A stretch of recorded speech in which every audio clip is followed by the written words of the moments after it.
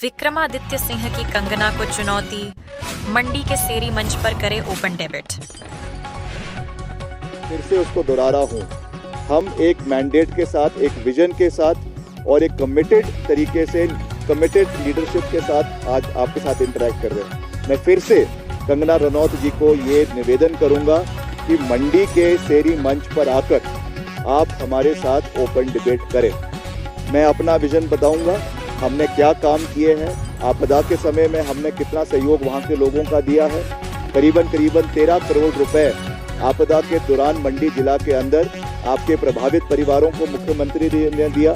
हमने केंद्र मंत्रियों के साथ, आदरणीय नितिन गडकरी के साथ, आदरणीय हमारे जो ग्रामीण सड़क मंत्री हैं उनके साथ हमने तालमेल बनाकर अतिरिक्त हिमाचल के लिए 150 करोड़ रुपए मैं लेकर आया। और उसके साथ साथ मेरे कार्यकाल में 15 महीने के हमारे कार्यकाल में 3500 करोड़ रुपए के सड़कों के निर्माण कार्य और अपग्रेडेशन का कार्य हमने प्रदेश के अंदर करवाया है। तो ये सब चीज़ें हम लोगों के बीच में रखेंगे और आने वाले समय का विजन भी लोगों के बीच में रखेंगे। मैं फिर से जो हमारी कैंडिडेट है उनसे निवेदन करना चाहूँगा, एक हेल्दी डेमोक्रेसी है, लोकतंत्र है, तो लोकतंत्र में उनको आना चाहिए और डिबेट करनी चाहिए ताकि जनता को यह पता चले कि भाजपा के प्रत्याशी का क्या विजन है, कांग्रेस के प्रत्याशी का क्या विजन है। क्योंकि जहाँ पर भी वो जाती हैं उनका एक ही एजेंडा है, मोदी जॉब करती रहती है, सुबह से शाम तक मोदी मोदी मोदी मोदी मोदी मोदी। मैं समझता हूँ ठीक है, प्रधानमंत्री जी प्रधानमंत्री है, उनका हम पूरा मान सम्मान करते हैं, बट कम से कम आप अपना एक विजन तो रखें। Other than what you are dependent entirely on the prime minister. आप खुलकर आप क्लेम करती हैं कि आपने पूरा दुनिया देखा है, आपने पूरा विश्व देखा है, आप एक बहुत बड़ी एक्ट्रेस है, तो आप आइए और अपना विजन रखिए कि क्या विजन आपका मंडी संसदीय क्षेत्र के लिए है, क्या आप करना चाहती हैं, उसका एक पूरा चिट्ठा लोगों के समक्ष रखें। मैं समझता हूं कि उस चीज़ को लोग अप्रिशिएट करेंगे, यूथ अप्रिशिएट करेगा, कर्मचारी अप्रिशिएट करेंगे, महिलाएं अप्रिशिएट करेगी और फिर डिसाइड करें, मंडी संसदीय क्षेत्र की जनता डिसाइड करेगी कि उनको किसको कौन वो अपना नेतृत्व किसको जो है उस क्षेत्र से चाहती है। तो इस तरीके से हमको, मैं समझता हूँ कि आगे बढ़ने की आवश्यकता है। और अभी मेरा फर्स्ट लेग का कार्यक्रम जो है मैं समझता हूँ कि अच्छा रहा है, सक्सेसफुल रहा है। और अगले कल से हमारा दूसरा लेग का कार्यक्रम शुरू हो रहा है जिसमें 4-5 कॉन्स्टिट्यूंसी हम कुल्लू जिला की करेंगे। 9 तारीख को हम अपना नामांकन पत्र जो है वो मंडी संसदीय क्षेत्र से बतौर सांसद के लिए सेरी मंच पर भरेंगे, जिसमें मुख्यमंत्री जी, हमारी पार्टी अध्यक्षा और केंद्र के भी कई दिग्गज नेता उसमें उपस्थित रहेंगे। और उसके बाद फिर ताबड़तोड़ तरीके से पूरे संसदीय क्षेत्र का दौरा किया जाएगा। और 4 तारीख को मैं आपके बीच में यहीं बैठकर जो है बतौर सांसद आपके साथ जो है वो इंटरेक्शन करूंगा, प्रदेश की जनता के साथ, आप लोगों के साथ, और हम मिलकर हिमाचल प्रदेश के मसलों को, जैसे मैंने हमेशा लोकसभा के अंदर, विधानसभा के अंदर उठाया है, चाहे वो ओपीएस का मसला है, उसको मैंने विपक्ष में उठाया। मैंने विपक्ष में ये कहा था कि जयराम जी, आपने अगर इसको पूरा करना है तो कर दो, वरना हमारी सरकार आएगी, पहले दिन हम ओपीएस को प्रदेश के अंदर लागू करेंगे। हमने पहली कैबिनेट मीटिंग में उसको लागू किया। 1500 रुपये प्रति जो हमारी महिलाओं को पेंशन देने की बात थी, पहले तो जयराम जी बोलते रहते थे कि ये पैसा मिल नहीं रहा। अब जब मिलना शुरू हो गया है, उसके लिए बजटरी प्रोविज़न कर दिया गया है। तो आप अपनी पूरी टीम को लेकर जो है वो इलेक्शन कमीशन के ऑफिस पहुंच गए उसको रोकने के लिए। मगर मैं धन्यवाद करना चाहता हूं इलेक्शन कमीशन का कि उन्होंने इसको जारी रखने के लिए हमको अनुमति दी है, क्योंकि यही ऐसी ही स्कीम जो है वो मध्य प्रदेश के अंदर भी लाडली स्कीम चलाई जा रही थी, वहाँ पर तो उसको क्यों, मैंने तो अभी जो आपसे इंटरेक्शन करी है उस इंटरेक्शन का 99% जो है वो मुद्दों के ऊपर है। और मैंने बड़े क्लियर तरीके से अपनी विजन को लोगों के बीच में रखा है, चाहे वो एक मंडी जिला का है, चाहे वो पूरे संसदीय क्षेत्र का है, चाहे वो प्रदेश का। और हम इन्हीं मुद्दों के ऊपर जो है वो लोगों के बीच में जाएंगे। अब अगर कोई अमर्यादित भाषा इस्तेमाल कर रहा है और ख़ास करके बॉम्बे से आकर कर रहा है, तो उसके बारे में मैं क्या कह सकता हूँ। मैं उनको नमस्कार ही कहता हूँ। और वो ऐसे भी सैलानी है, टूरिस्ट है, अभी कुछ समय के लिए यहाँ पर आए हैं, चुनावों के समय में आए हैं, मौसम अच्छा है और अलग अलग जगहों में जा रहे हैं। जब चुनाव खत्म हो जाएंगे तो ये वापस मुंबई चले जाएंगे। मंडी संसदीय क्षेत्र में कांग्रेस के जो नेता थे उनकी सरकार से अनदेखी को लेकर नाराजगी थी। जैसा कि कांग्रेस प्रदेशाध्यक्ष ने भी पहले कहा था, तो उसको किस तरह से पाट रहे हैं? क्या हो गया है उनके साथ? नहीं, सब ठीक है। विक्रमादित्य सिंह मैदान में उतर गया है और सब लोगों का आशीर्वाद, सबका समर्थन, सबका प्यार लेकर हम आगे बढ़ रहे हैं। अगर कोई कमी पेशी भी रह गई होगी तो उसको भी आने वाले समय में पूरा कर लिया जाएगा। तो हम सीधा संपर्क सबके साथ बना रहे हैं और सब अपना आशीर्वाद भी दे रहे हैं, सहयोग भी दे रहे हैं, प्यार भी दे रहे हैं और सबके साथ हम मिलकर इस जंग को जो है लड़ेंगे भी और फतेह भी हासिल करेंगे।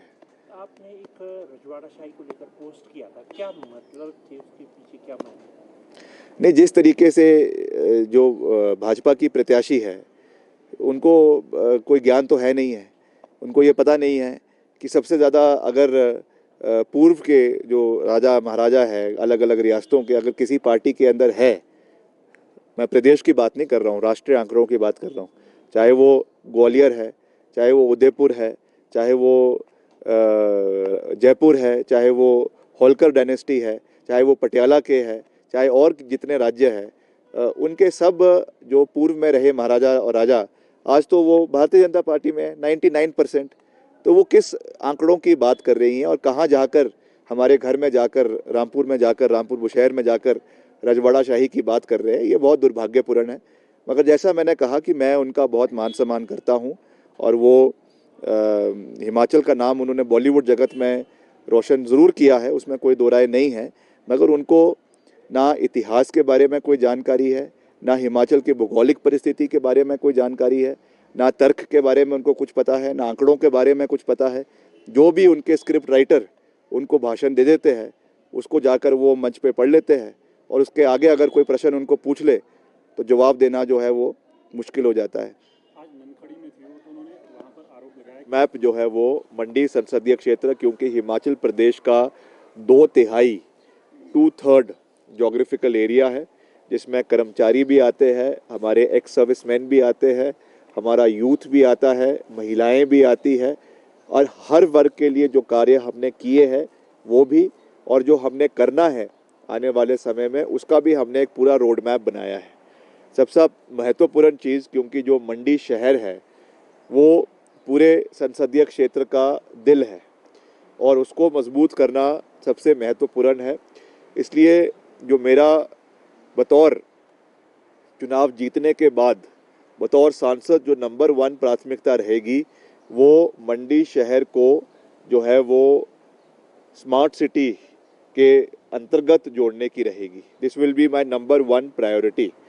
मैं अभी प्रदेश में वर्तमान में अर्बन डेवलपमेंट मिनिस्टर भी हूँ और मैंने इस विषय को अपने डिपार्टमेंट के साथ भी टेकअप किया है चुनाव के पहले, और केंद्रीय जो हमारा अर्बन डेवलपमेंट डिपार्टमेंट है उसके साथ भी इसको टेकअप किया है और इसको हम पूरा प्रयास करेंगे कि चुनावों के बाद मंडी को जिस तर्ज पर शिमला और धर्मशाला को स्मार्ट सिटी प्रोजेक्ट मिला है, हम इसको मंडी से जोड़ेंगे।